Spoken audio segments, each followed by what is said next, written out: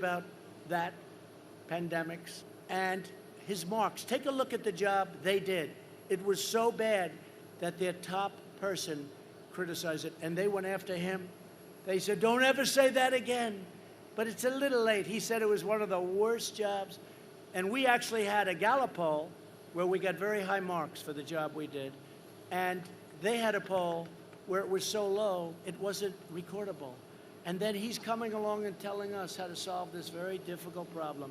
We've done a great job, and I don't want credit, but I want the people, Mike Pence, I tell you what, our vice president, Mike Pence, and the task force headed up by Mike, and working along with a lot of great people. They've done a fantastic job, and they just get no credit. If I was a Democrat, a different president, and they did the same job, they'd say it was one of the greatest jobs they've ever seen. But take a look at what they say about the way they handled the swine flu. It was a disaster. It was incompetent. They called themselves incompetent. They called them, and now they're coming in like, well, we would have done this. And Biden, by the way, was totally against, remember? Xenophobic, racist, because I closed down China. And then 2 months later, 2.5, 3, and Nancy Pelosi was having dances in Chinatown, right? A month later. No problem. I was way ahead. And then Biden comes out, and he actually said that I was right. But they said, don't say that. Try doing it a little softer than that. So he did it a little bit softer. But we were right. They were wrong. They handled it so badly. Just take a look. Because I said to my people, we've got to fight this a little bit differently because we're getting a lot of fake news, a lot of bad people saying things. And you look at the stats and you look at how we've done compared to really much easier and much smaller countries. It's amazing. And if you took New York out of it, which was a disaster by Cuomo, if you took New York out of those numbers, we would have numbers that would be even better than they are. I could read numbers that would be even much better because a big percentage of the people that died in this country died because New York was incompetently run by Mayor de Blasio and Governor Cuomo.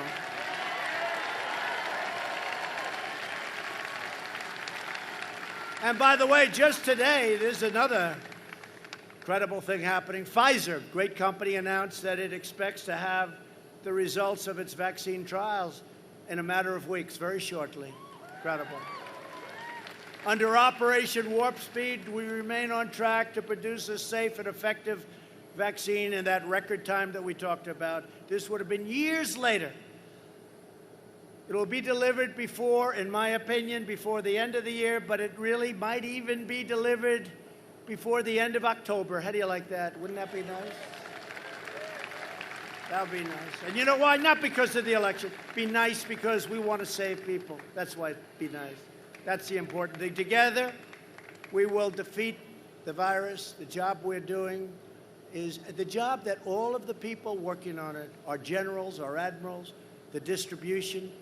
We bought billions and billions of dollars of things, and now we make gowns, and we make masks, and we make shields, and we make ventilators, very tough, the ventilators, very complicated, very big, very expensive. It's like, I made the statement, it's like building a car, but more sophisticated. They said, no, it's not. And they said, they took a ventilator, they took it apart. These people are the worst, the worst. Over the next 4 years, we'll make America into the manufacturing superpower of the world, and we will end our reliance on China once and for all. That's what we're doing.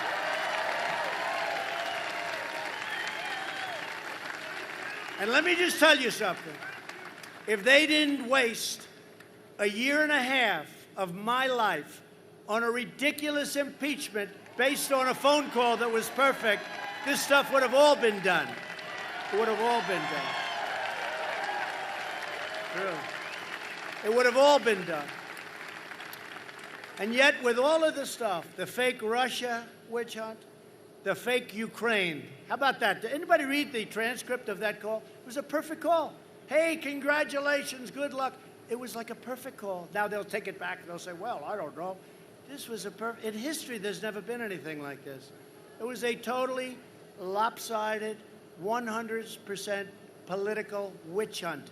And it goes on and on. These are bad people. I really believe They don't love our country. I watched Nancy Pelosi. You must wear your mask. You have to wear your mask. And we're going to keep every beauty salon closed in California and all over the country. And then I see a picture. I say, Nancy Pelosi, well, where's her mask? And I'll tell you what, she must have treated that beauty salon owner pretty badly. She uses the salon, and the salon turned her in. The salon turned her in.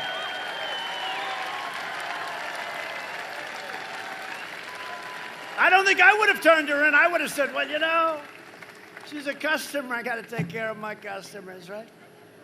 But she made them open, and the salon turned her in, and the salon did business with her. How much do they hate Nancy Pelosi? Look at her. And then she made a terrible mistake because you want people that can't be set up. She said, I was set up by the salon owner. I was set up. I said, tell me she didn't say that, please. So I just put out that if she was set up, then she shouldn't be leading the House of Representatives. I want the salon owner to lead the House of Representatives because she set up, think of it, she set up the Speaker of the House. That was a big mistake. As soon as I heard, she said, well, she set me up.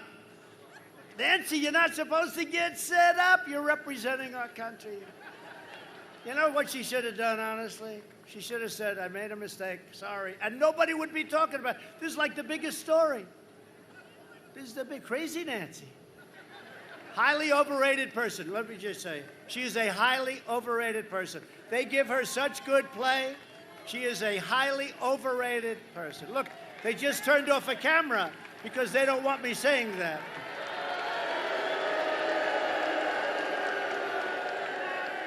So just in closing, we will rapidly return to full employment, soaring wages, and record prosperity.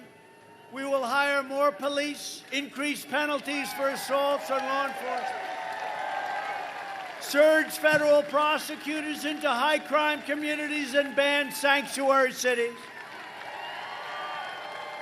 We will appoint prosecutors, judges, and justices who believe in enforcing the law, not their own political agenda. We will uphold religious liberty, free speech, and the right to keep and bear arms.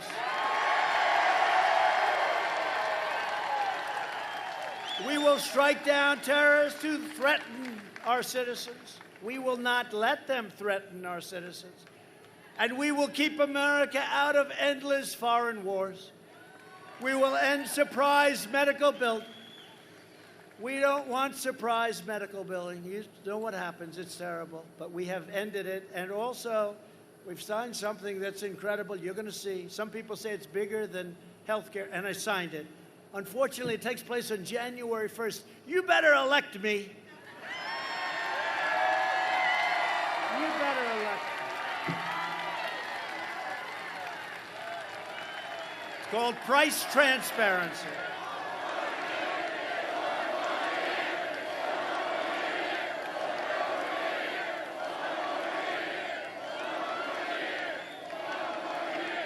I said to my people the other day, when is price transparency? This is going to lower your prices by 50%. You'll be able to negotiate. You'll be able to do things you're not even allowed to do now with hospitals, with doctors. You get better doctors. You get lower prices. I said, when does it start? And it's a complicated, I was fought. You have no idea. Right, fellas? You were fought too. But they fought me on this. Price transparency, it's bigger than health care. Could be bigger than health care. But I said, when does it start? They said, sir, we have it all set. When? January 1st. I said, I better win this election. It's true. Because you're going to see some unbelievable price reductions. And that includes on drugs. Because we're reducing health insurance premiums massively, and the cost of prescription drugs went down the first time in 51 years last year. But now it's going to go down very big, because we did a favored nations laws. And I see the drug companies they're killing me with ads. They have nothing but cash. They have nothing but money. And they're spending because they can't believe. You know, Germany and other countries pay much less than we do. And we want to have, what we have to have is we have to have a comparison of prices. And that's what it is called, favored nations laws. I instituted a favorite. So if we're paying $2.50 for a pill, and some nation is paying 10 cents for the same exact pill from the same